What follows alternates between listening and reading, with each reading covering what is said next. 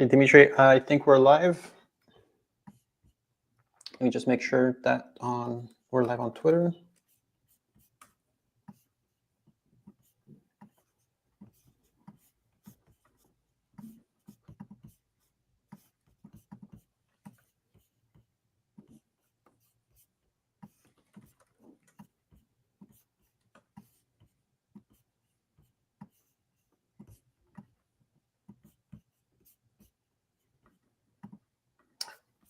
Okay. Thank you all for joining to our live stream. Today is December the 22nd, 2024, 4 p.m. Eastern Time. And we have quite of a busy live stream today. Just before we start, I wanted to maybe give a little introduction of what we will be covering, and an introduction about myself and Dimitri. My name is Rami Yahya, currently based in Montreal.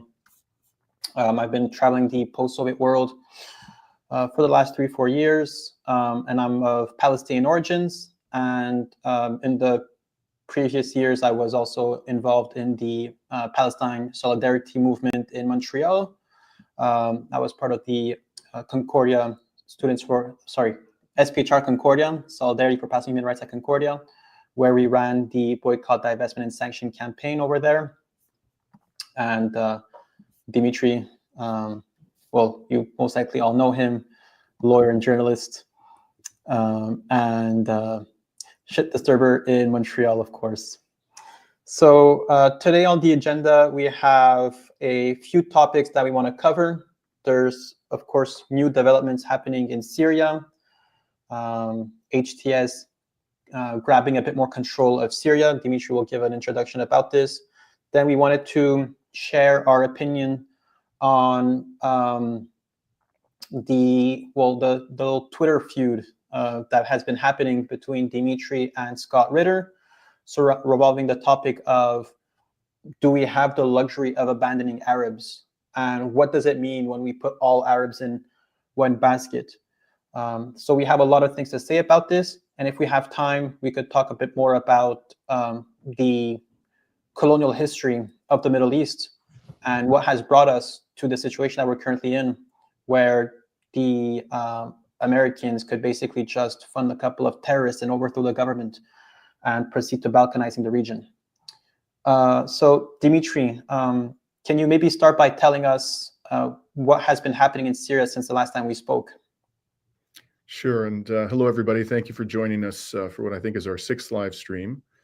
And by the way, this week we passed the threshold of 50,000 subscribers. We're very happy about that because we launched this program, Reason to Resist, earlier this year. Before the year began, or at the time that 2024 began, I should say, I rarely used this YouTube channel. It was something that I just occasionally posted some random video on if I wanted the public to have access to it.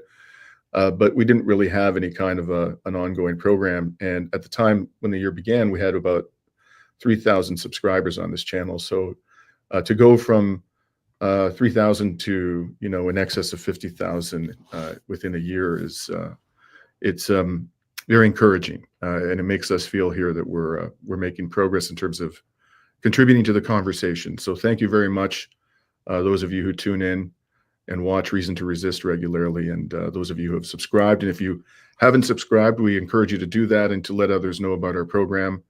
We're trying to present points of view that you're not going to find in the corporate media.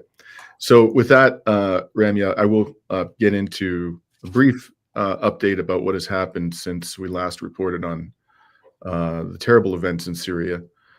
Terrible not because, Assad is no longer the leader, but terrible because of what has replaced him. And what has replaced him, principally, at least in that part of the country that is not occupied by Turkish forces, American forces, or Israeli forces, is an organization called HTS. And HTS for years has been designated by pretty much every major Western country as a terrorist organization. And I'd like to share with you briefly just a little bit of information about what Western governments continue to say about HTS. Rami, if you could pull up image number 1, Yeah. which is from the Commission, the U.S. Commission on Religious Freedom.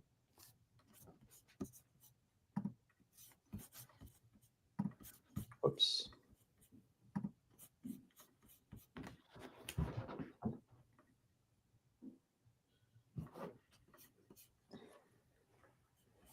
So this commission is an arm of the United States government, and this is an excerpt taken from a report that it published in November 2022, about 2 years ago. And you'll see under the heading Religious Freedom Violations, the commission states in 2021 and 2022, HTS has continued to perpetrate some of the same human rights abuses, including torture, forced disappearance, rape, and other sexual violence, and killing in detention that the UN Independent International Commission of Inquiry on Syria documented for the organization and its predecessors through 2020. So this is not ancient news that it engaged in a wide variety of severe human rights violations. And if you can pull up image 2, Rami, which is not from the US government, but from the Canadian government, which also designates HTS as a terrorist organization. Yes.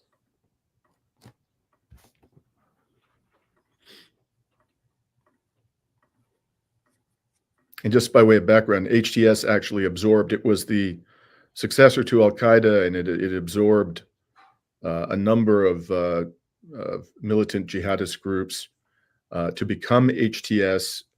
And you'll see in the area, in the part of the Canadian government description of HTS, which you can get on the Canadian government website to this very day, it refers to an organization called JN, which is part of HTS, and it says JN has claimed responsibility for nearly 600 attacks, such as ambushes, kidnappings, assassinations, improvised explosive device attacks, and suicide bombings in major city centers, including Damascus. So these are not military bases they're striking, including Damascus, Aleppo, Hama, Dada, Homs, Idlib, and Deir al-Zar.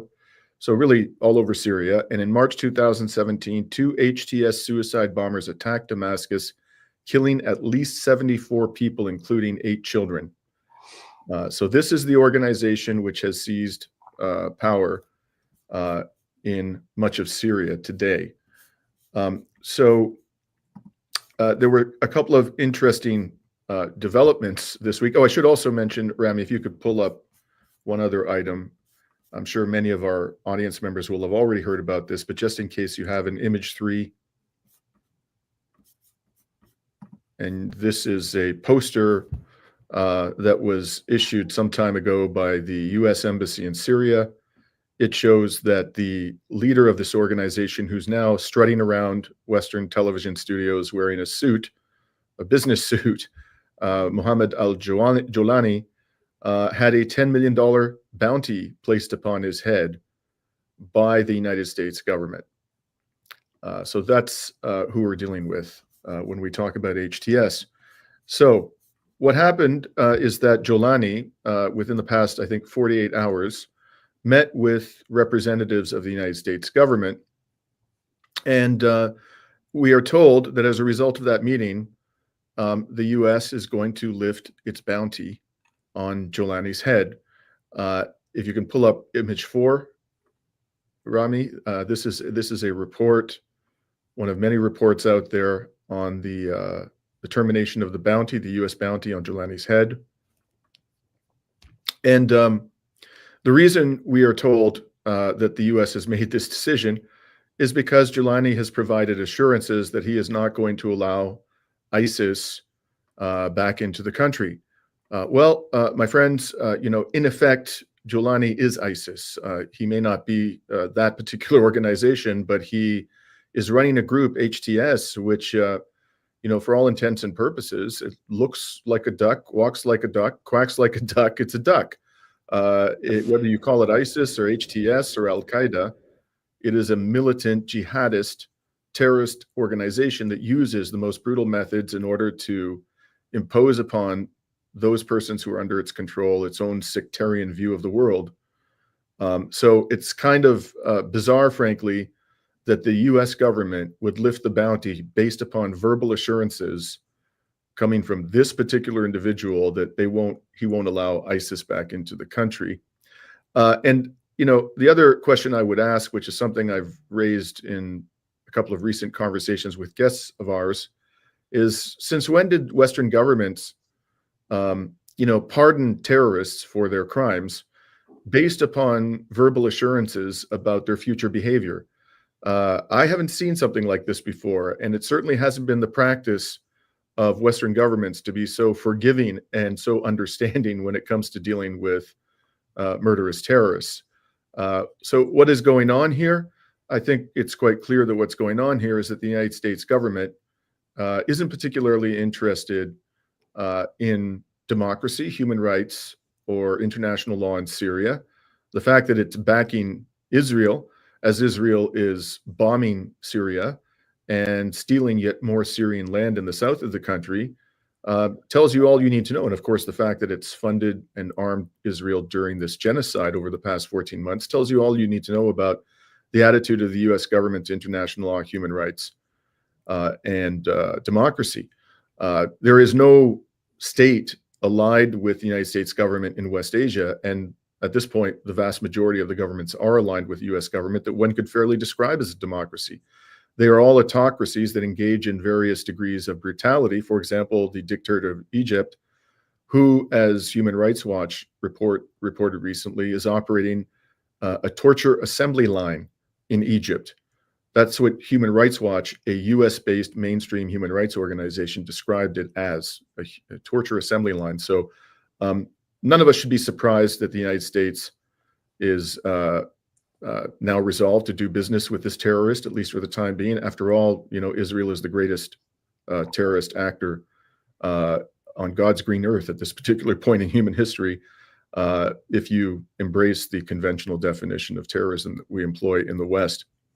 So the other thing I want to point out, that while all of this has been going on, interestingly, Iran has adopted a somewhat surprising tone, I guess, towards this new regime in Damascus. One would have expected, based on prior experience, if you could pull up image 5, Rami, based upon the prior approach of the Iranian government to the government of Bashar al-Assad, which was to say it was allied with that government, one would expect, and also because of statements made by HTS since it seized power in Damascus, identifying Iran and Hezbollah as the primary threat to HTS, one would have expected Iran, I guess, would adopt a belligerent attitude, a hostile attitude towards HTS. But in fact, Iran is being quite diplomatic. You'll see here a report, December 8th, highlighted in the blue at the bottom. The Iranian Foreign Ministry is quoted as saying, "The determination of Syria's future and decisions about its destiny must remain in the hands of the Syrian people without any destructive interference or external imposition." So it's a rather diplomatic statement, I think, about the need for non-interference in the affairs of the Syrian state, or what remains of it. So where does this leave Syria? I continue to be of the view, as I've articulated in prior programs, that Syria sadly appears to be in a world of pain. The Syrian state is balkanized. As I indicated, the Americans and their Kurdish allies occupy the northeast of the country, where the land that produces most, if not all, of the wheat in Syria is situated, and the oil wells, the oil production facilities that Syria has, are situated there as well. And for years, the United States has simply been stealing the wheat and the oil, and has given no indication it's about to give that up and allow those areas to be returned to the jurisdiction of the central government in Damascus. And then you have the Turkish forces in Idlib. They are advancing in the direction of the Kurdish occupied areas in the north of the country. There is combat taking place between the Kurdish forces and the Turkish forces. That could escalate considerably and cause a great deal of suffering. I think something in the range of 100,000 people are reported to have fled the area of the fighting. In addition, the rebel forces that have seized power in Damascus, it's not just HTS. There are others, including some secular rebels, who have different agendas and to a large degree conflicting agendas. No one that I've seen in the mainstream discourse in the West is even talking about elections in Syria. It's hard to see how they're going to be able to hold anytime soon. And until that happens, whoever is in power in Damascus will have no democratic mandate, no democratic legitimacy. And certainly these characters don't. However many pictures they show us of people celebrating the downfall of Bashar al-Assad, that does not lead one to the conclusion rationally that the people who seize power in Damascus have democratic legitimacy. They don't. Syria has no functioning army. And in fact, whatever armaments remained have been destroyed by Israel's bombardments, if we're to believe the reports coming out of Israel. They're claiming that that is the primary purpose of these hundreds of bombings of Syria that have taken place in the last week to 10 days. There is widespread poverty in the country. U.S. sanctions have delivered a crippling blow or series of blows to Syria's economy. On top of the fact, as I mentioned, that the wheat and the oil are being stolen by the Americans. Now you also have what appear to be very considerable flows of Syrian refugees back into the country.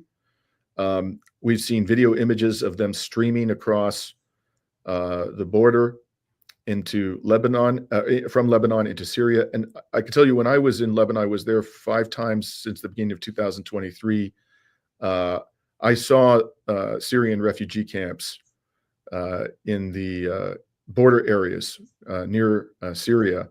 And the great bulk of these refugees have been living in Lebanon in incredibly dire circumstances. So they're not coming back with anything really, except perhaps a few clothes on their back. And so who is going to deal with their needs? What is the plan? Where are they going to be settled? What if their homes have been destroyed? What if their homes are now occupied by other people? How are those issues going to be resolved, and by whom, when there's no effective functioning central government? And there's a debate now going on. I mentioned the sanctions. You know, apparently the Turks are pressuring the U.S. government to lift the sanctions, but I think we should assume that the Israelis are not going to want that. The Israelis do not have an interest in any Arab state bordering on Israel being prosperous, because if it's prosperous, it can fund the development of a military and buy the weapon systems it needs in order to defend itself from Israeli aggression. Israel wants these states to be weak. So I suspect that there is a debate going on behind the scenes between the Turks, the Americans, and the Israelis about whether sanctions will be lifted. I'm, as a betting man, I would put my money on Israel to win that debate.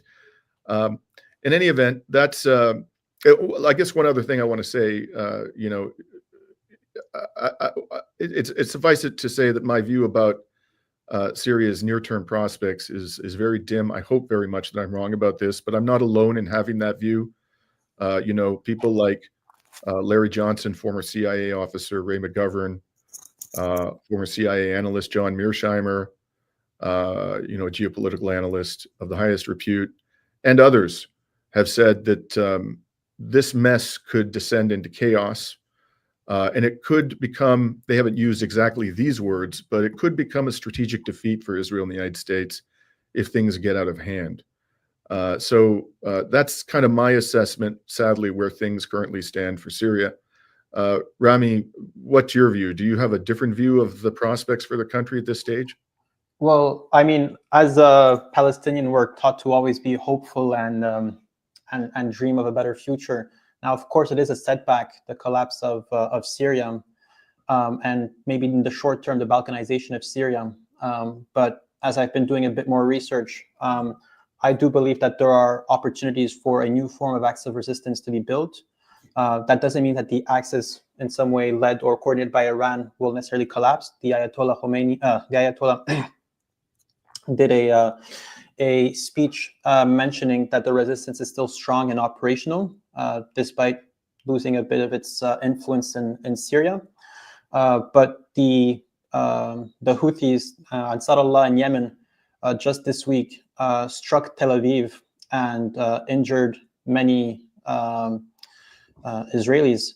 And the resistance in Gaza is still strong. So I don't think that the resistance collapsed.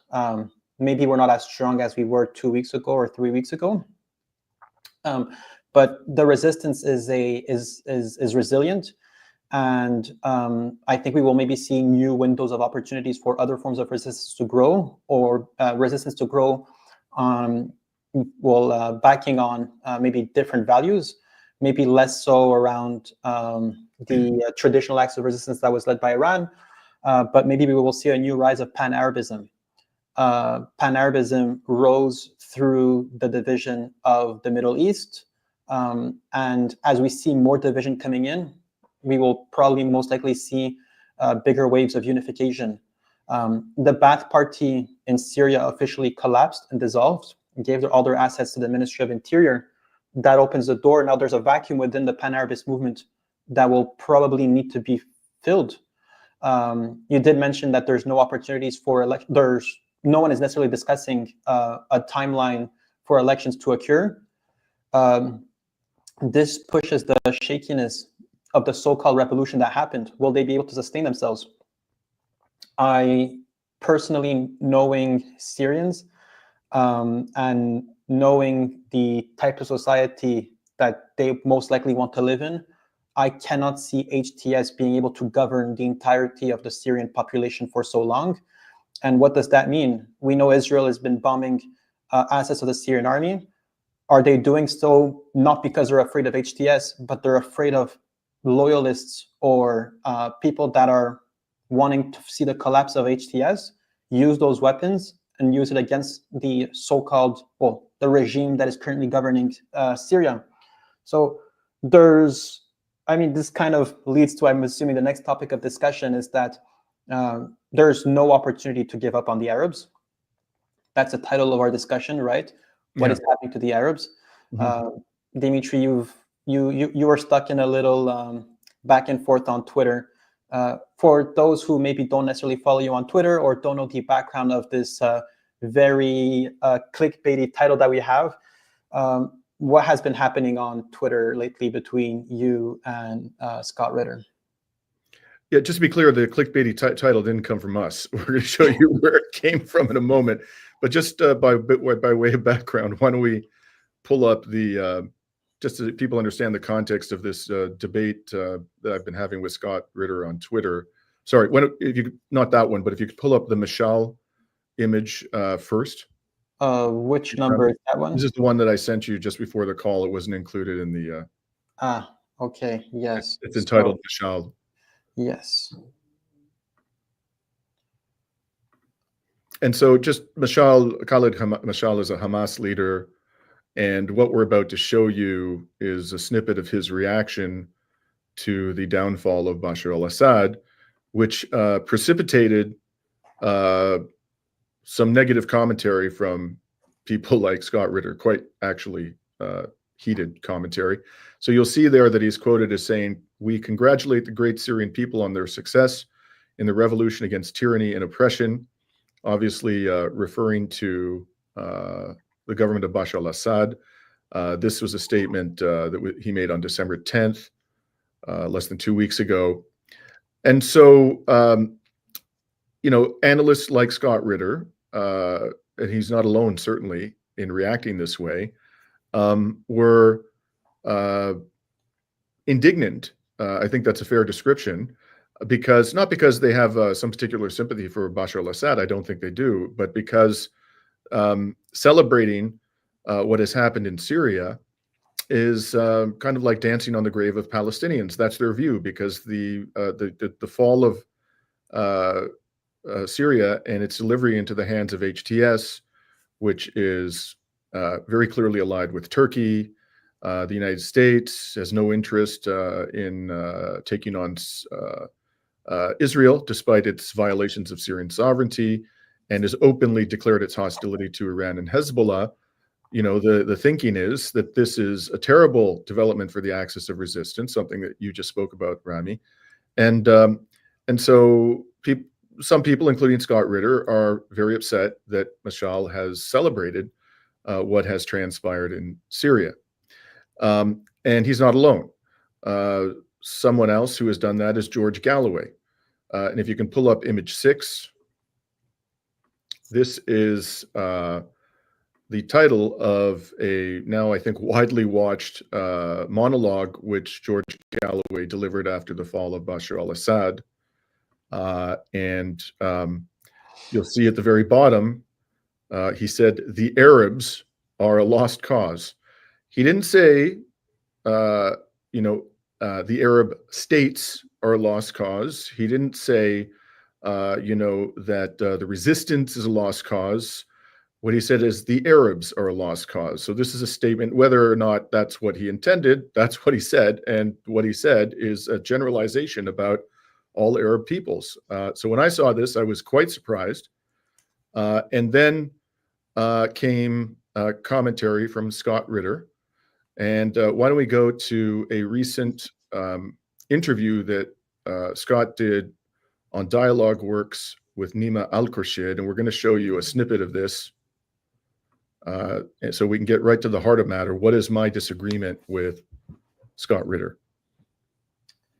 Yes. This might take me a bit.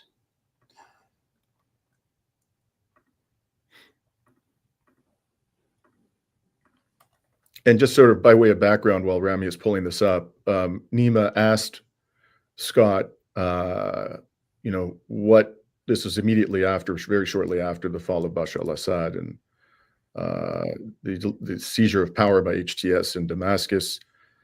And he asked him what essentially are the prospects for the Palestinian people now that, the land bridge between Iran and Hezbollah has been severed. That land bridge was used, of course, for Iran to deliver weapons to the Islamic resistance in Lebanon. So I'll go ahead, Dimitri. There will never be a Palestinian state if this continues, because they committed too much. Gaza was put on the table. Now we're going to see all those lunatic Israelis that talked about seafront property in Gaza. It's going to happen. Because who now is backing Palestine? Hezbollah's out of that business. Iran's out of that business. No one's backing Palestine. The West Bank is going to be cleared. Northern Gaza is going to be cleared. There's going to be a humanitarian crisis in the south, and people are going to have to, and now that the Israelis are so strong, they're going to have their way. People are going to be compelled, because Trump's coming in. He's going to tell people, you got to take them. Got to take them. Got to take the Gazans. They're going to depopulate Gaza. They're going to depopulate the West Bank.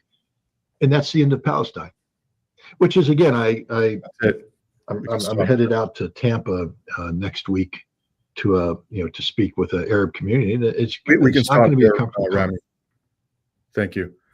So,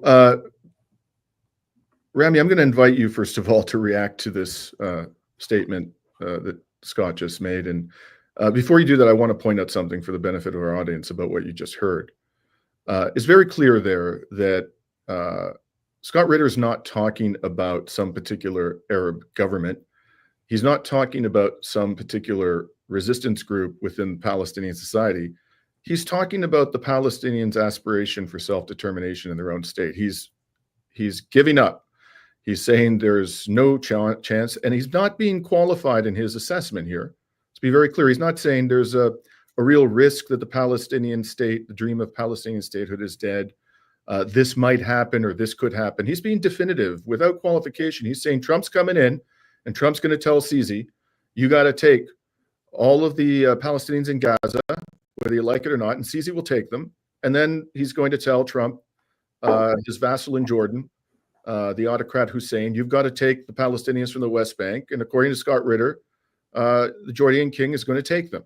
And that's the end of that. And there will be no Palestine. So he's being definitive, and he's talking about the Palestinian dream of statehood. So Rami, just what is your reaction to these kinds of sentiments as a Palestinian? Yeah. So, well, first of all, I understand in general terms the frustration of what has happened in recent weeks. I was personally, for the 2 days after that Syria collapse and Bashar al-Assad had to leave Syria, I had trouble leaving my house. Not because I'm a diehard supporter of Bashar al-Assad, but just because of what it meant for the resistance, what it meant for Palestine, and what it meant for my dream of seeing a strong Arab world. This is not the first blow to us Arabs. We had the UAE normalization with Israel, along with Bahrain, and even prior to that, Jordanian normalization with Israel, Egyptian normalization with Israel. The way we were kind of divided on the question of Iran, seeing infighting within my own community, and just seeing people celebrating what they call free Syria, right? Freedom for Syria. As a Palestinian in the diaspora, I'm not living directly under Israeli occupation, but I don't consider myself free, knowing that my brothers are struggling in Gaza or even in the West Bank.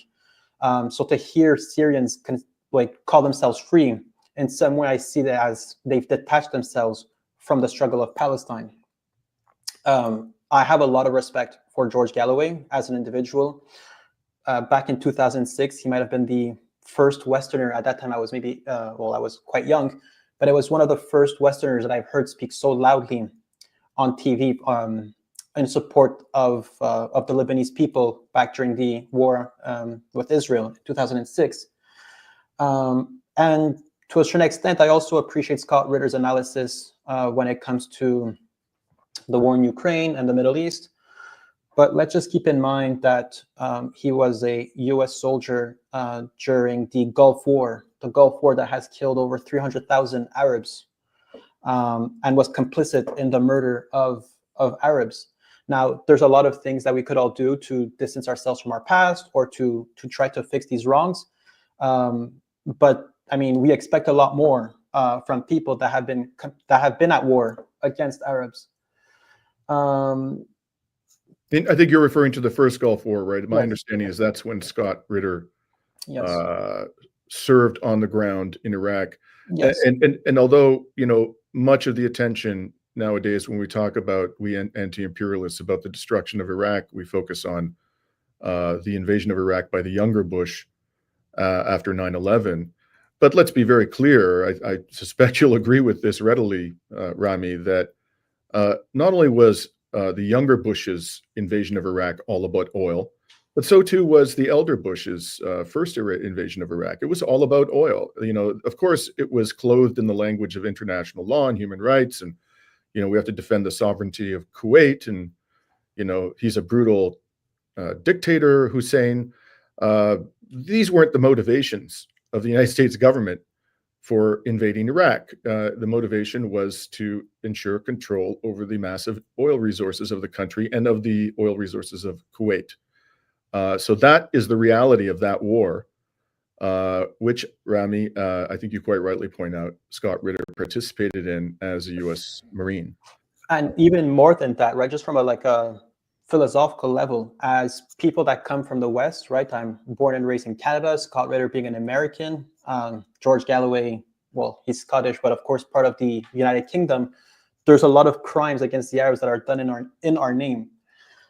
So we were, as a Palestinian, I was born into this struggle, and there's no way for me to leave it and abandon the Palestinian cause. But this is also true for Americans and British people. While our governments are oppressing the Palestinians and people all over the world and doing so in our name, we're not doing a favor to the Palestinians by being involved in this struggle. It is an obligation. Scott, one of the things that really annoyed me the most was during that back and forth between you and him, he said that, he said that the American government is overthrown every 4 years. Rami, can you stop? Why don't we just pull that up? Yeah, which one is that? So this would be image number 10, so people can see this is a portion of the exchange that I had with Scott over the last couple of days. And just, again, by way of background, so you'll see here that Scott made the rather eye-popping statement that we, by that I assume he means Americans, overthrow our government every 4 years. And I think the point that Scott was trying to make here was that because I in my commentary, he was reacting here on Twitter to a video I posted in which I was condemning these kinds of sentiments, where, people like George saying, I'm done with the Arabs, and Scott saying the Palestinian dream of statehood is finished, and so forth. I was saying, look, there are people on the ground resisting heroically right up to the current time. And, their resistance puts ours to shame. What have we done to put a stop to our government's perpetration of this genocide? Because without the support of Western governments, this genocide could not happen. It's as simple as that. And he responded by saying, we overthrow our government every 4 years. I think he was trying to, convince people that Americans actually effectively resist their government through every electoral process. And you'll see my response there. I pointed out that, in fact, what Americans have been doing for decades is empowering every single election, either the Democrats or the Republicans, who agree on 80% of the issues that matter to Americans. So they agree, for example, on stratospheric military budgets. They agree on a hegemonic imperialistic foreign policy. They agree on dispossessing the Palestinian people of their land. They agree that it's perfectly fine to have, a handful of people having trillions of dollars of wealth while tens of millions of Americans live in grinding poverty. They agree that the United States shouldn't have a public health care system. I could go on and on. This is what Americans do every 4 years. They empower really one party, which has, as Noam Chomsky so eloquently put it, basically two factions within it. But it's one big party of big business. So I don't count that as an overthrow of a government. Evidently, Scott does. Now, we're going to show you his response to mine in a second, but I just wanted to give that context, Rami, before you continue. Now, Dimitri, I think calling this an overthrow every 4 years of the US government does a huge disservice to the actual revolutions that have happened around the world. This is no comparison to the Cuban Revolution that took down Batista, who was kind of empowered by the Americans. And to kind of talk, he says every 4 years, right? So he's not just talking about Trump, although that's what he claims to say later on. That means that when George Bush was elected, his invasion of his invasion of Iraq was part of a revolution, was part of an overthrow. And Obama taking over from Bush was also an overthrow when he started doing color revolutions in Libya and Egypt and beyond, and started bombing Yemen. So to call this an overthrow, I mean, for me, I find it completely comical. There has been a lot of pushback against the Americans and American imperialism, but that has never come from within. America used to have a military base in Lebanon. They quickly figured out that military base was not going to stay open for much longer because Hezbollah took it down. Additionally, in Vietnam, America was overthrown there in some way, right? They were kicked out of Vietnam. So any form of overthrow happening in the United States would never come from within and would come from, it came from Arabs back in Lebanon, right? But that's where this pressure is coming from abroad. It's coming from colonized people living under their boot. I do concede that, Scott Ritter, George Galloway, they could say whatever they want, but if they claim to be allies of the Palestinian people, right, and claim to be in support of our people, then I believe this is quite dangerous for them to just stay silent. There's a genocide happening in Gaza, and what Israel wants us is not us to necessarily help them in doing this genocide. They just want us to stay silent, and by being silent, we become complicit. So giving up on the Arabs, you're giving up on the Palestinian people.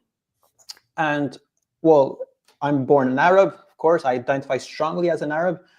And I know that we have a fifth column within the Arab world, right? We have backstabbing Arabs, of course, the Saudi government, and even, within our own ranks, right? There are people that are working against our own interests for multiple different reasons.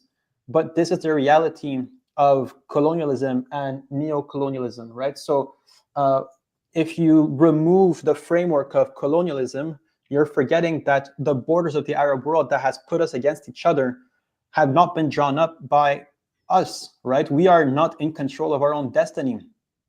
And what I'm disappointed is, I mean, the George Galloway and Scott Ritter discovered this today, that we are a colonized people with, I mean, with people that are with certain states and certain governments that are working along with the British to ensure that the Arabs are divided forever. So this is just one of the different aspects that really made me frustrated by what Scott Ritter and George Galloway was saying, is that they're discounting the complexity of Arab identity and the division within the Arab world. Mm-hmm. And can we just pull up just so people can see the response to Scott's response to my description of what Americans do every 4 years when they hold elections. This would be screenshot number 11.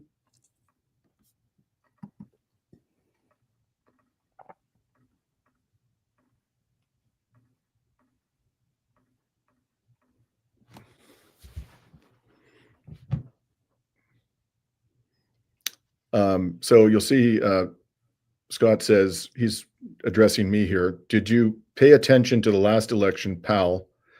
Now, I just want to pause there.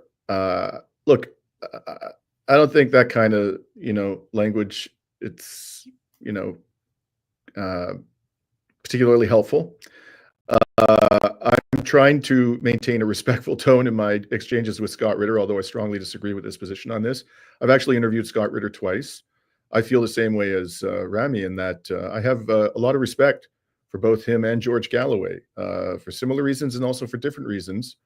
And even though I may disagree with what they've had to say about these latest developments in Syria and how this impacts their view of the Palestinian cause and the peoples of the Arab world, it doesn't mean that I've forgotten the many good things that they've done. And I'm sure they'll continue to make very important contributions to the public discourse about international relations and the foreign policies of Western governments. So personally, I don't take any of this personally, and I hope Scott doesn't. But in any event, Scott goes on and says, Trump ain't the duopoly. It's a revolution. That's the election of Trump is a revolution brought on by the American voter, like it or not. The Arab world is broken. Brutal autocrats who sold out to the West decades ago. You can hate America all you want. As an American, I don't give a damn because you don't matter. Again, I don't think that kind of tone is particularly helpful, but in any event, we're trying to fix it ourselves. Maybe if the Arabs did the same, the Middle East would be a better place. I mean, there's so much I can say about this, Rami. I'll try to be succinct here. First of all, and I won't pull it up because I can easily just repeat to you what I said to Scott in response to this. And I said it's far too early to say that the election of Trump is any kind of a revolution. And I pointed out to him, as he himself has observed with disappointment in a number of interviews he's done in the last couple of months, that Trump has appointed some of the most odious characters from the DC swamp, from the so-called mainstream of American politics into his cabinet, including Marco Rubio. Marco Rubio ain't no revolutionary. And I don't see anybody in the cabinet who's a revolutionary, with the possible exception of Tulsi Gabbard. But even there, her attitude towards West Asia, she's extremely pro-Israel. I don't count her as a revolutionary. And so, the evidence so far doesn't support the suggestion that any kind of a positive revolution is coming. In fact, we could end up in a very worse place under Trump, if that's even possible, after 4 years of Biden and company. And the other thing I want to say about a revolution, in order for there to be a revolution in the United States, you have to attack the core problems confronting American society today, and they are severe. One of them is campaign finance. Okay, you have a situation now where wealthy people can just basically buy elections. Ever since the U.S. Supreme Court rendered a seminal decision in a case called Citizens United, it opened the floodgates to big money entering politics. And as long as you don't fix that problem, you aren't going to have a representative government in the United States. You're going to have a government by, for, and of the billionaire class. And there is no way in hell that anybody can argue with a straight face that Donald Trump is interested in fixing that problem.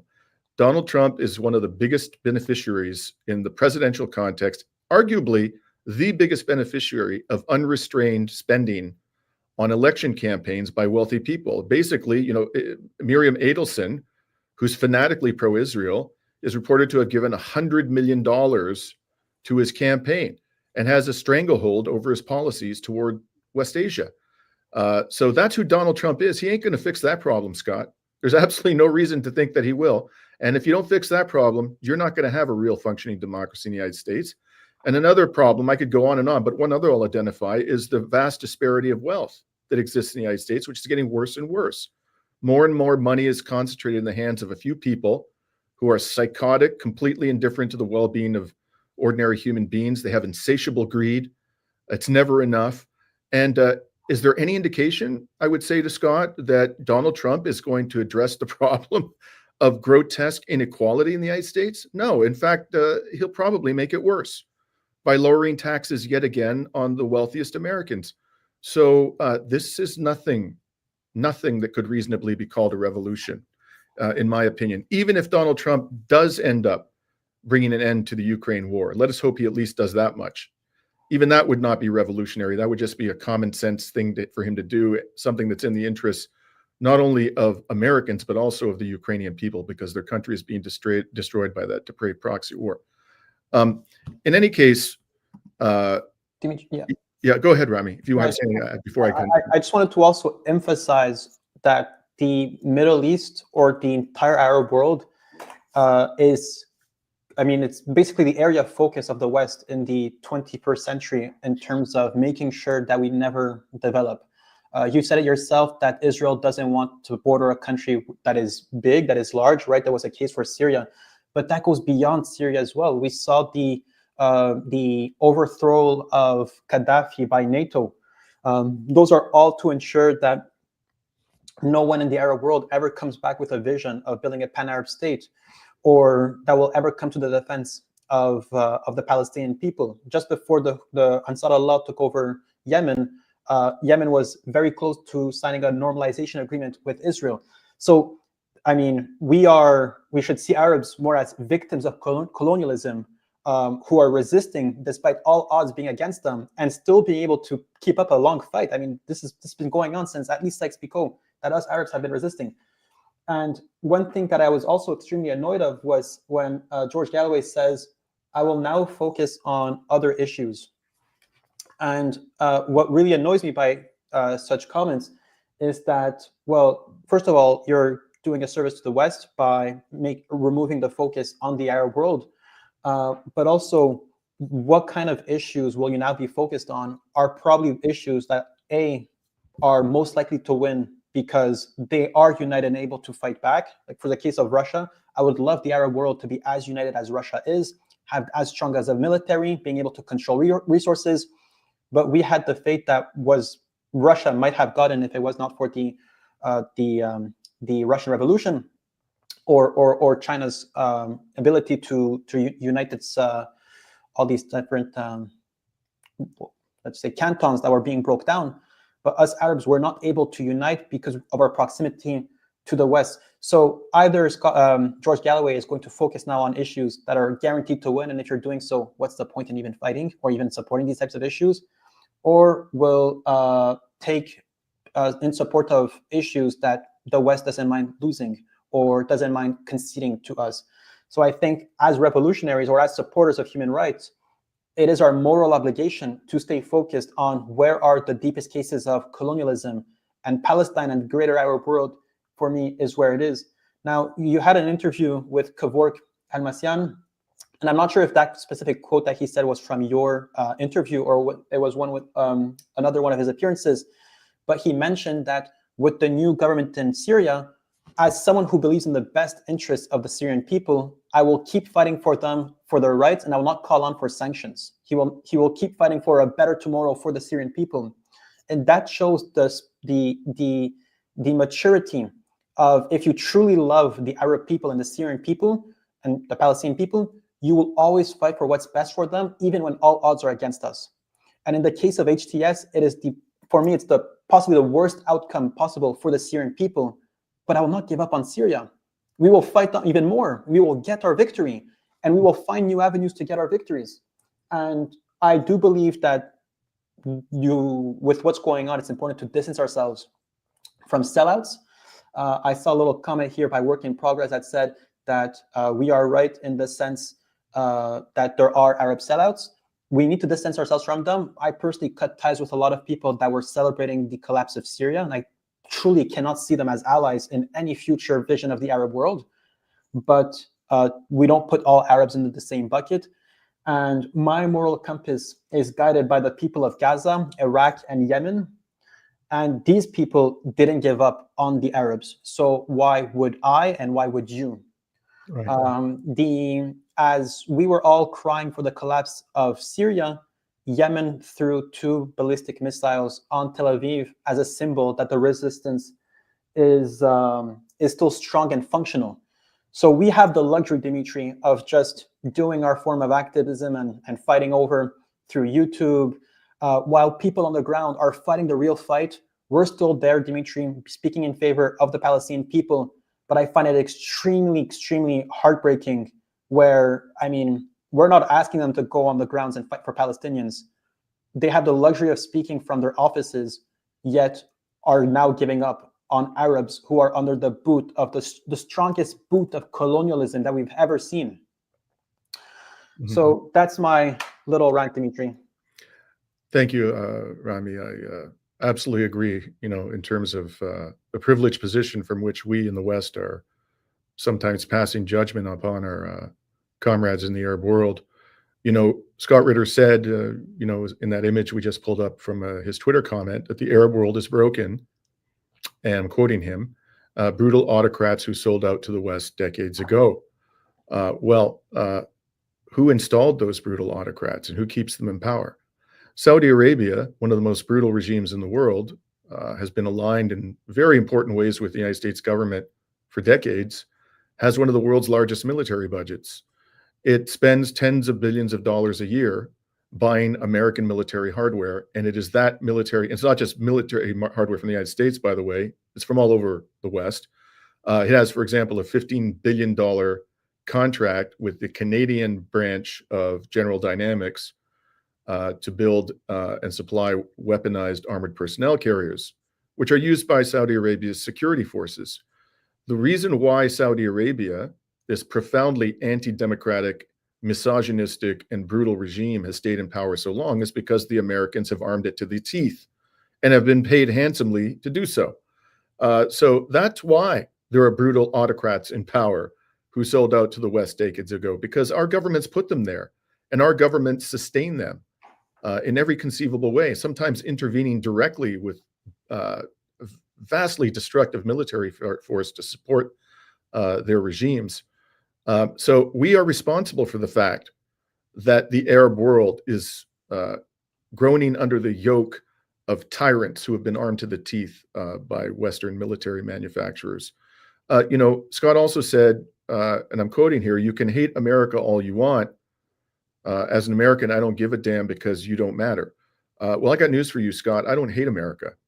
In fact, I regard the American people as my brothers and sisters, as I do all peoples. And I know there are many fine people in the United States who are, struggling every day with the injustice of the American political system and economic system, and who are trying to do something about it. And I identify readily with those people. What I hate, and I do feel that kind of sentiment for the American government. I have nothing but loathing and contempt for the American government and for the American billionaire class. And I view the vast majority of the American population as their victims. And I stand with them. So I want to be clear about that. Now, I guess I'll sum up, with my own view about the state of the Palestinian cause, Rami, a great deal of which is going to be similar to the sentiments you've just expressed. So I have two objections to this view, which Scott articulated in the interview on Dialogue Works that we just showed you the clip of 20 minutes ago from that interview. I have two objections. One is based on principle, and one is based on the evidence. The one that's based on principle is, and Rami said it as eloquently as anybody could. We don't have the luxury of giving up on the Palestinian cause. because we ultimately are the ones who we're responsible for it, in the sense that our governments, who purport to speak in our name, are enabling the destruction of the Palestinian people. And we have the power to stop it. We have not yet used that power. Some of us have tried, but there haven't been a sufficient number of people who've, stepped up to the plate and made any kind of a sacrifice whatsoever to stop and pressure the government from supporting Israel through this time of genocide. So the Palestinian dream could be realized if we did our job here in the West. And we failed to do that job. There's no way that Israel could get away with this without the full-blown support of the United States government and other Western governments. So as I say, as a matter of principle, I think it's wrong for us to say here in the West that we've given up on the Palestinian cause. Profoundly wrong. But I also disagree with Scott on the basis of the evidence. I don't think Israel's winning. This doesn't look like any kind of victory to me, notwithstanding what's happened in Syria. So let me just remind people of a few facts. First of all, as I indicated, and as others who have military and intelligence expertise have indicated, Syria could become a quagmire for the West, for Israel, and for the United States, and be a source of considerable insecurity to both of them in the years ahead. Whatever happens in Syria, Israel's economy is a mess, and it ain't going to get fixed anytime soon. Moreover, after more than 14 months, Hamas, West Bank resistance groups that we hear so little about, and the Islamic resistance in Lebanon, Hezbollah as we know it, none of them has been defeated. And Israel continues to suffer casualties in the occupied Palestinian territories, despite the horrors it has inflicted upon the civilian population. Israel has not recovered its hostages. It's killed, it recovered a very small number of them, but it's killed more of them than it actually recovered, and the bulk of them remain hidden away in Gaza, suffering because the Israeli government refuses to do a deal to liberate them, a deal that the Palestinians can live with. And this is causing tremendous anger within Israel itself. Israel has become a pariah state on the international stage. Ireland just severed its diplomatic relations. The Western country is severing its diplomatic relations with Israel. This is not, we're not going to forget in our lifetimes what Israel has done. And Israel's going to pay a price. Have people forgotten about the genocide in Rwanda, even though it happened decades ago? This is a stain that Israel will never wash off, not unless and until it delivers freedom to the Palestinian people. Israel's prime minister and his former defense minister, Yoav Gallant, have been indicted by the International Criminal Court. There is a proceeding alleging Israel's committing genocide pending before the International Court of Justice. And it has determined in January of this year that it's plausible that Israel is committing genocide. And that case is moving towards a definitive determination on the question of genocide. Iran retains the conventional missile capacity to inflict severe damage on Israel. As Scott himself has noted on a number of occasions, Israel's air defenses cannot bring down the hypersonic missiles that Iran has in abundance in its missile arsenal. And although Scott seems to think that the Iranians have given up on the Palestinian people, I don't think that's the case at all.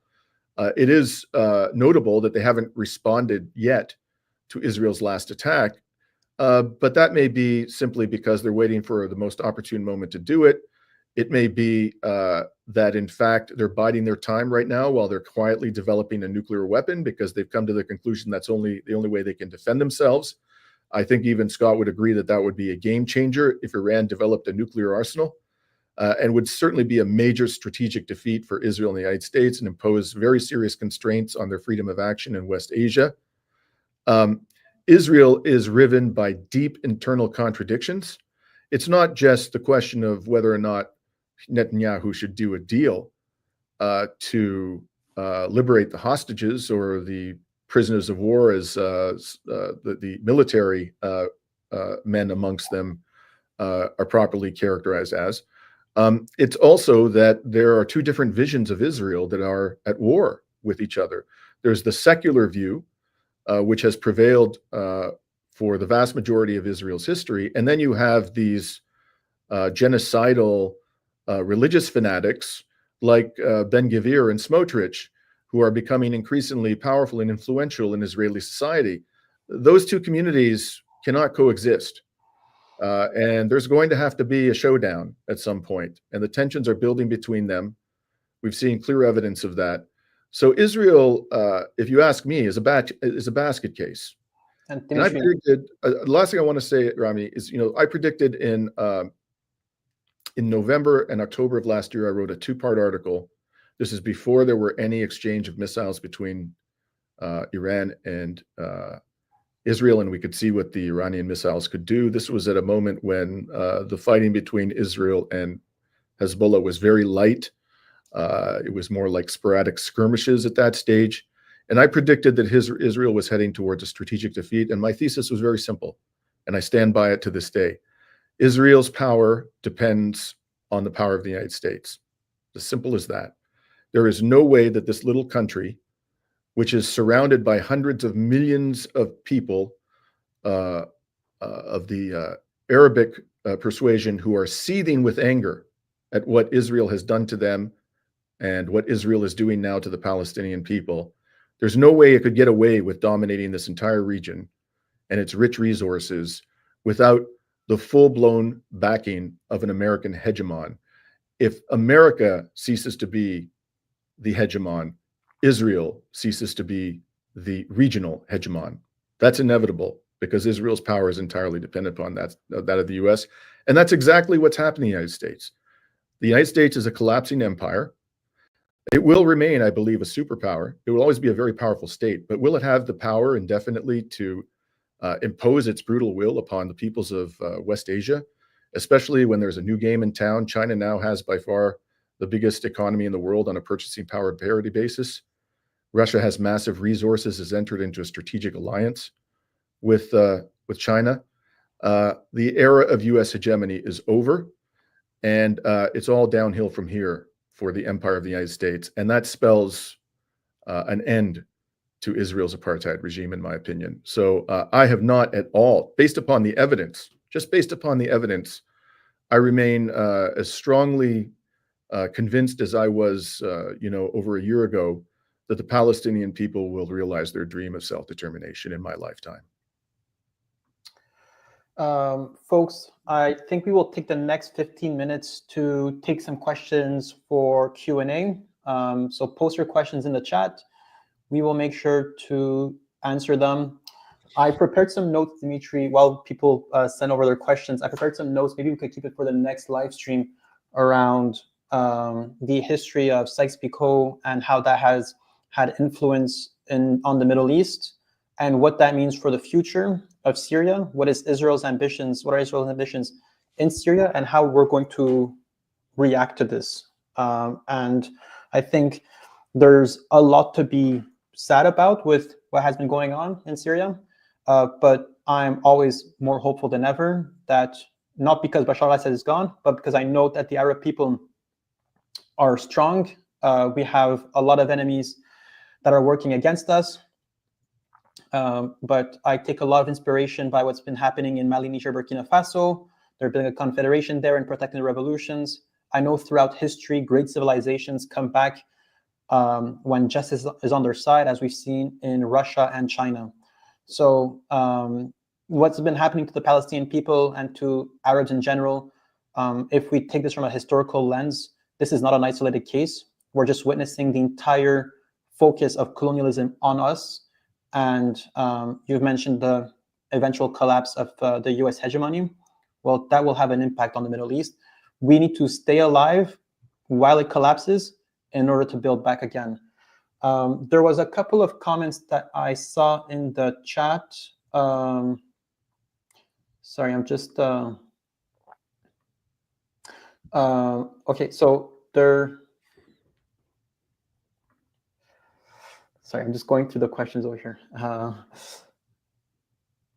Okay, so the first question that first comment that I had, which was, sure, but how do we save the Palestinians now from ending in reservations in the best case scenario? Do you want to go first, Dimitri? Why don't you go ahead? Then I'll add my thoughts. Okay, well, I would need to, well, first of all, I think Israel is consistently every day in survival mode. It needs to be lucky every single, it has no legitimacy in the region. It is clearly a proxy state in the region, working on behalf of America's interests, of the West's interests, and throughout time kind of developed an identity of its own and its own ambitions in the region. First of all, unlike the case of the First Nations of Canada, which of course we deeply respect, or South African apartheid, well, first of all, the Palestinians, we have, Israel is in a deep, has an existential threat of the demographic threat of Palestinians. So from this standpoint, I think that just by us staying alive, Israel will eventually have to annex the West Bank and Gaza. And by doing so, it will become officially an apartheid state, although it is right now. But there's this illusion of the Palestinian Authority. We spoke about this before. But as it ends up giving citizenship to us Palestinians, or Palestinians are fully immersed into this society, I do believe that the situation of reservations might not necessarily happen, unlike in Canada. I do think that there's a threat of economic apartheid, and well, through gentrification, eventually in this situation, if it ever happens. But ultimately, we need to know that Israeli society is deeply racist and fascist.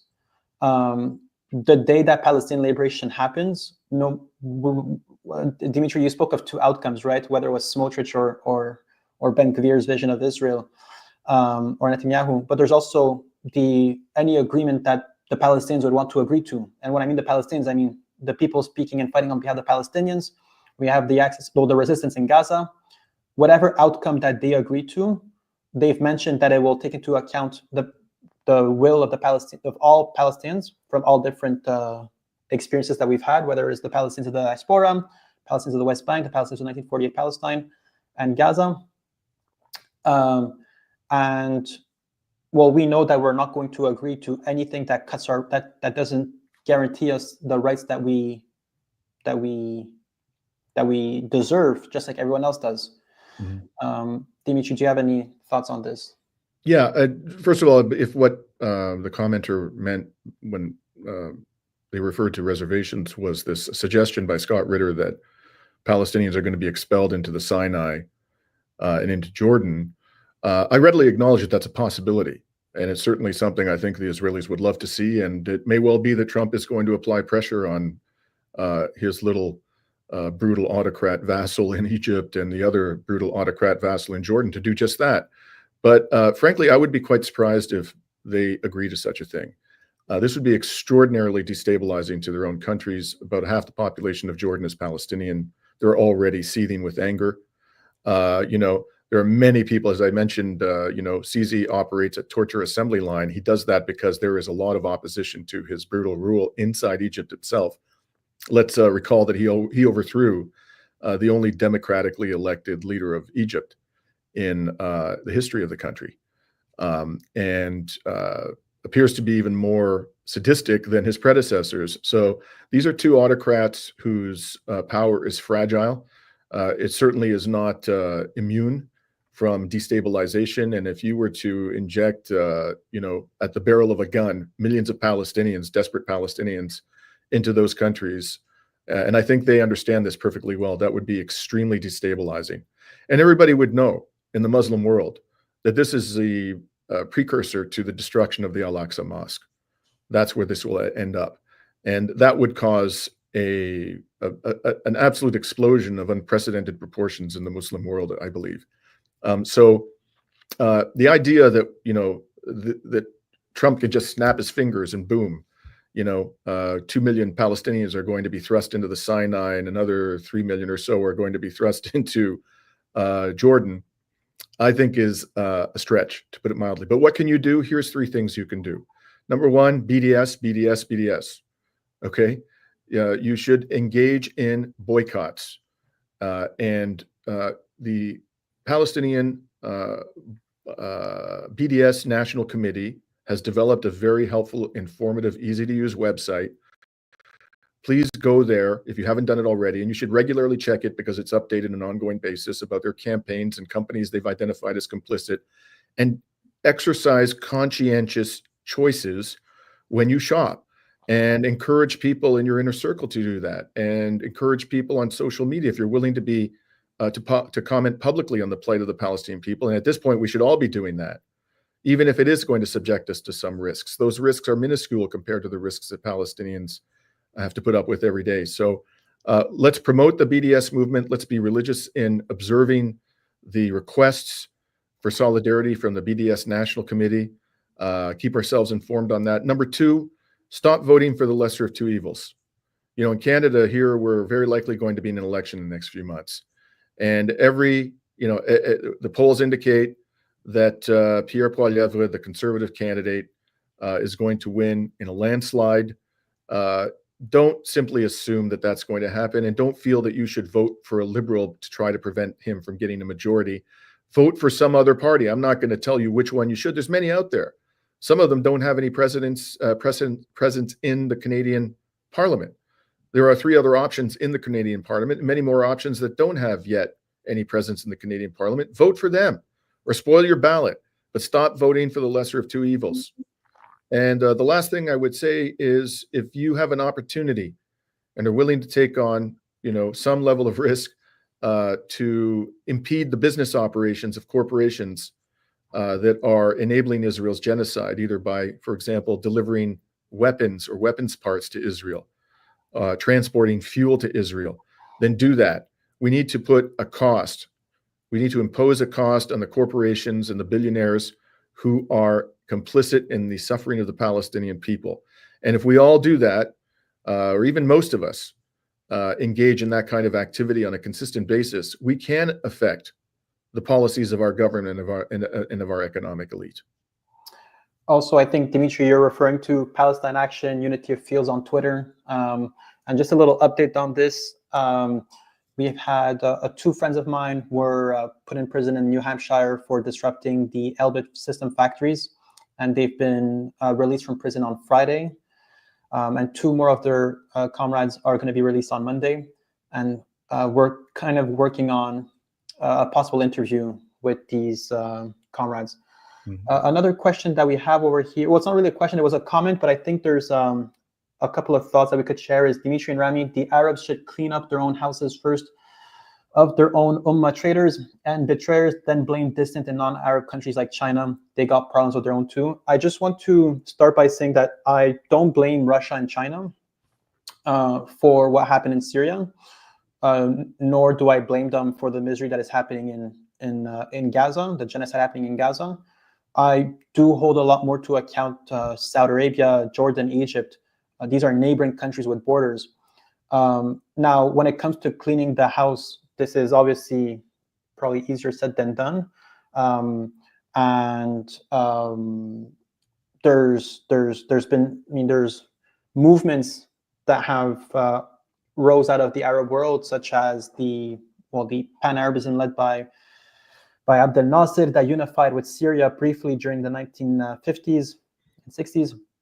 And there's a lot of cleaning that we need to do, of course, but we do know that there's probably some nation building that needs to happen in the Middle East, and to bring back dignity to the Arabs. And Dimitri, any thoughts on this? Yeah, it's easy to say to the Arab peoples that they should clean up their own house. The problem is that our governments are in their house and they're wreaking havoc in their house. That's the problem. We need to get our governments out of their damn house. And once they're out of their house, I have every confidence that the Arab peoples are going to be able to develop thriving, prosperous societies and political systems and democratic political systems. It's our governments and our economic elites who are preventing them from doing that through the use of brutal violence. And they've been doing this for decades. So I'm not suggesting for a moment that, Arab peoples don't have responsibility as well, an agency in this. Of course they do.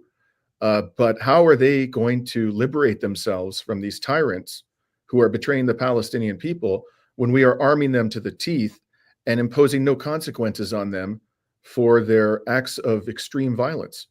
That's a tall order.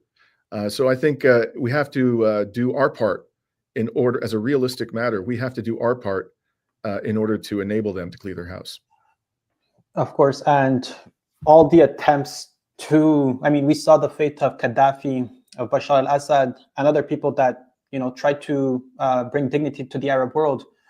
They were all overthrown by NATO, by the West. So you mentioned, Dimitri, that the cleaning of the house will happen on its own, and we need to take care of our own governments. And I mean, that's historically, factually true. Another question is,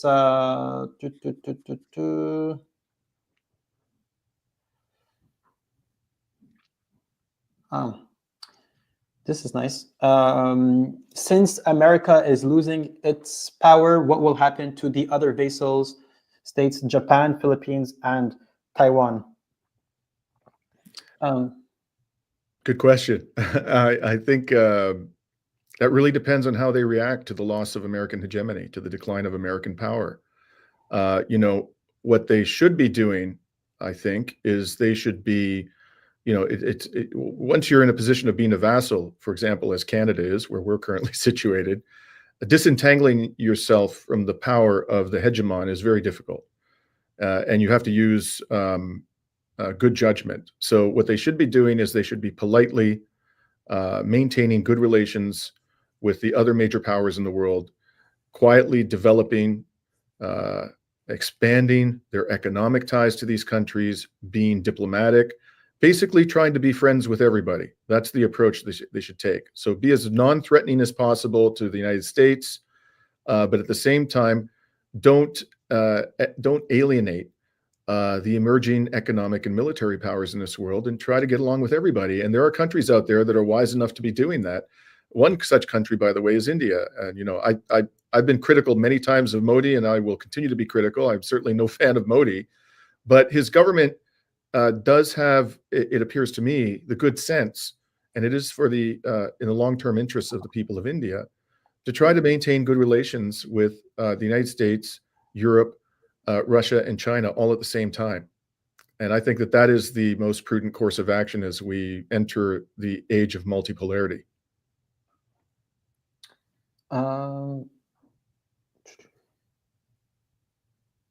This is not really a question, more of probably a rhetorical statement, but is, how can you take a new government seriously when it won't even call out the Israeli occupation forces for denying Syrian farmers access to their fields? We've heard Jolani speaking about how Hezbollah and Iran are enemies of Syria, or definitely not allies, yet while Israel is actively occupying Syrian Arab land, such as Mount Hermon, and building kind of a tunnel connecting Golan Heights to Deraa. I mean, I have to look again, but definitely since yesterday or earlier today, no statements came out of HTS condemning Israeli theft of land. And we should definitely keep our eyes open on when this is going to happen, but definitely not getting my hopes up. Yeah, I think, Rami, this is a very important point that our comrade is making here. This tells you all you need to know about HTS. HTS claims to be leading a movement for the liberation of the Syrian people. And at the very moment when they're making this claim, Israel is stealing Syrian land, ethnically cleansing parts of that land. In fact, there was a protest in parts of the newly seized parts of Syria in the last couple of days by Syrians who were opposed to the presence of the Israelis, and the Israelis fired upon them. And of course, the Israelis have been bombing the bejesus out of the country, hundreds of bombing runs in the past 10 days or so, with devastating impacts. And HTS is saying, we want to have good relations with Syria, and the real enemy is Iran and Hezbollah. Iran and Hezbollah are not bombing their country. Iran and Hezbollah are not stealing their land. The Americans and the Israelis are doing that. So that tells you all you need to know about HTS and where its true loyalties lie. Okay, I have a question here by Salam Stussy, who says, you think the next war will be between Israel and Turkey? I wouldn't rule that possibility out. I think unlikely, but this will be the first time where I can't think of a time in my lifetime where Turkish and Israeli military forces were facing off against each other in a theater of war. and that's pretty much where we're heading. The Turkish, the head of Turkish intelligence was in Damascus a few days ago. And there was this extraordinary scene where the so-called leader of HTS, Jolani, was driving him around Damascus. Israeli military forces are reported to be something like 20 kilometers away from Damascus, and moving closer to the capital by the day, apparently. So it's possible that you'll see a direct confrontation between Turkish military forces and Israeli military forces. But I think the United States is going to do everything within its power to prevent that from happening, and probably will be able to avoid that outcome. On my opinion, I personally don't see this happening. There has been already many times aggression from Israel on Turkey. There was the Mavi Marmara boat that was meant to break the siege. Israel stormed the boat, killed Turkish citizens, yet there was a small diplomatic crisis between the two countries that ended up being fixed. Turkey trains Israeli pilots in its military air bases in Turkey, and they do joint drills every year. And I'm not sure if those drills are still happening, but I remember it was going on up until I think 2018. And additionally, we had a Turkish citizen killed in the West Bank during protests, a joint national US-Turkish citizen. Then there was just some condemnations. But really, if Turkey and Israel wanted hostilities, or if Turkey was intended to have hostilities towards Israel, I believe it would have happened long ago. And in some way, I believe that Turkey and Israel probably have a lot more in common in their vision of what Syria will become. Israel is intending to balkanize Syria and break it down into republics, into probably with a Druze state in the south, but also possibly a Turkish republic in the north. We know during the French mandate of Syria and Lebanon, France intended to create the Hatay province, a Hatay republic in Syria. So if there are hostilities between Turkey and Israel, I do not envision it happening within the next 10 years, maybe in 50 years, depends on how things develop. But I believe right now, both of them, they have their full intentions to carve Syria and get their fair share of Syria. And that would mean that any direct confrontation is just a distraction of their true intentions in Syria. And we have Ari Magu, who says, how successful the alliance of US, Israel, Turkey. Now that's the different direction than the previous question that we had. Mm-hmm. And that's, I think, somewhere that we should discuss a bit more. It's what is this alliance between US, Israel, and Turkey? Any thoughts on this, Dimitri? Well, certainly they right now are celebrating and acting as though they've won a great victory in Syria, but I think their celebrations are quite premature for the reasons I've stated. This is an extremely volatile situation. The country is in a terrible mess. It borders on Israel, it borders on Turkey, it borders on Lebanon, it borders on Jordan, Iraq, and this could become a massive nightmare for the United States and Israel. Let us hope that the country develops peacefully and prosperously. But I think given the circumstances prevailing in Syria at this time and the competing agendas of the various combatants there, that is not likely to be the ultimate outcome. So I think they shouldn't be celebrating. They've got a lot of risk lying ahead of them. Tremendous amount of work to do to stabilize this situation. And frankly, I don't think any of them is up to the task. I don't think the US government is up to the task of stabilizing the situation. I don't think Turkey is. I know that Israel isn't. Israel isn't interested in stabilizing it. Israel is interested in keeping Syria weak and chaotic as long as the Syrian forces are not attacking them. They're perfectly happy to see the country in a state of impoverishment. Longer term, I think this is a marriage of convenience. And as I said, I'm not going to repeat what I said earlier. I think the United States is in rapid decline, the power of the United States government, and that spells trouble for Israel, not just for the billionaires in the United States, but for Israel itself. So maybe we have time for one last question. We have Sassan, who says, is the creation of an Israeli Druze proxy state in the south of Syria likely? Possibly an entity to expel Palestinians too. Well, for the case of expelling Palestinians, well, we know that many Palestinians are already Syrian Palestinians that were refugees in Syria are mostly already all scattered across Europe. The creation of an Israeli Druze proxy state in South Syria, this was one of the intentions of the French mandate on Syria and Lebanon. However, Druze leaders in the very temporary state that they had ended up aligning themselves with the Arabs and not wanting to be part of this project, of this Druze nationalist project.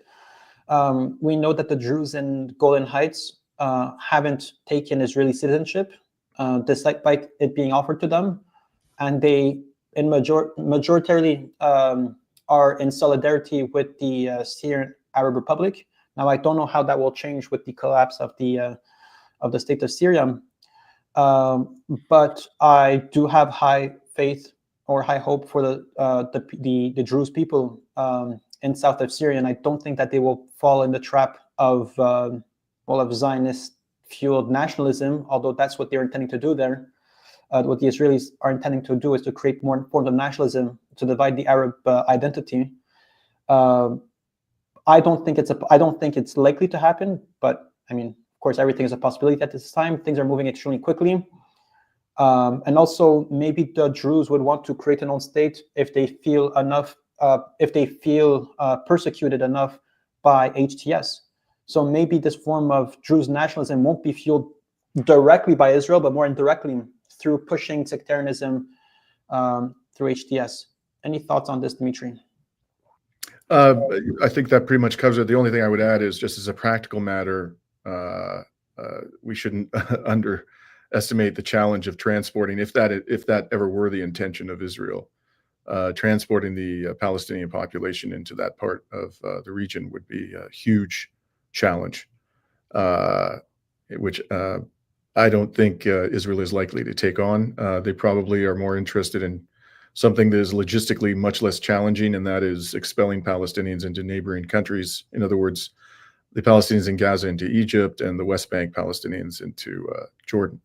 But for reasons I've already stated, I think that too poses enormous challenges for Israel. In any case, thank you very much, everybody, for your questions. We are going to be taking a break for a week over the holiday. We do have one more report to publish. I interviewed geopolitical analyst and commentator Ben Norton, who lives in Beijing, China. He's lived there for some time now, although he comes from the United States. And the discussion we had this morning was about China's approach to the wars in West Asia, and particularly the plight of the Palestinian people, something that we don't hear too much analysis of. And Ben had a lot of very interesting and insightful things to say about that. We were going to publish that report tomorrow morning.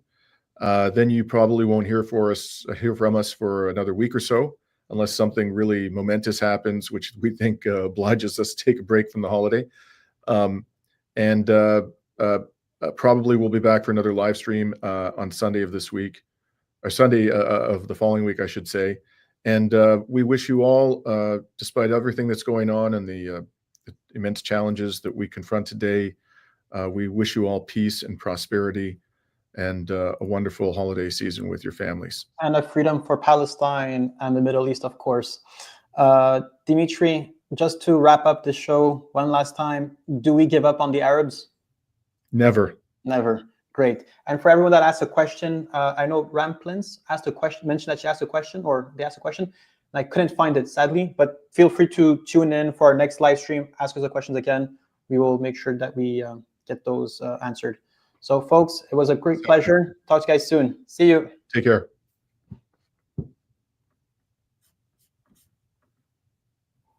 Okay. Oops. How do we end the stream?